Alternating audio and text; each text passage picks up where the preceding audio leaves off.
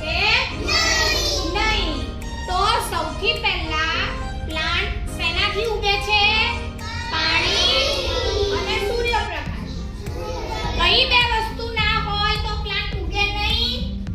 પાણી અને સૂર્યપ્રકાશ. કઈ બે વસ્તુ ના હોય તો સમજણ પડી? પ્લાન્ટનો ખોરાક શું? પાણી અને સૂર્યપ્રકાશ. પાણી અને સૂર્યપ્રકાશ. આ બે વસ્તુ છે એ પ્લાન્ટનો ખોરાક છે. હે ને?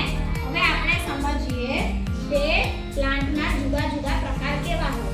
તમારે બધાને બોડી છે કે નથી? એ બોડી છે. તો આપણી બોડીના અલગ અલગ પાર્ટ છે, ભાગો છે. આપણા શરીરના ભાગો છે. કયા કયા ભાગો છે?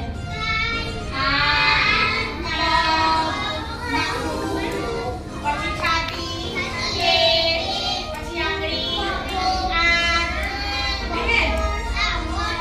હા, વેરી ગુડ. હોઠ, દાંત, જીભ, ગરદન. ચલ, આ બધા આપણા શરીરના ભાગો છે. શું છે? તમને ખબર છે પ્લાન્ટ હોય ને, પ્લાન્ટ એના પણ ભાગો હોય.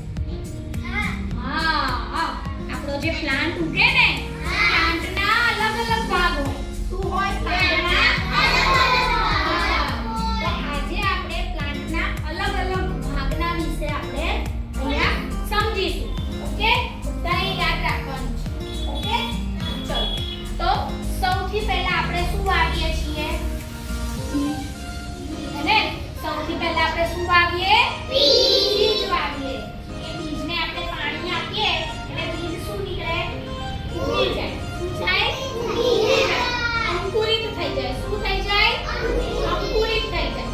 પછી અંકુરિત થઈને પછી ધીમે ધીમે ધીમે ધીમે ધીમે ધીમે શું બની જાય?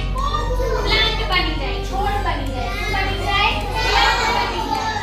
ઓકે, તો જ્યારે પ્લાન્ટ બને ને આખું, હે ને, ત્યારે સૌથી પહેલા જમીનની અંદર શું હોય છે? મૂળ હોય છે. શું હોય છે? મૂળ. આ મૂળ હોય ને, હે ને, એ પ્લાન્ટને જમીનની સાથે જકડીને રાખે. શું કરે? મૂળનું કામ શું છે?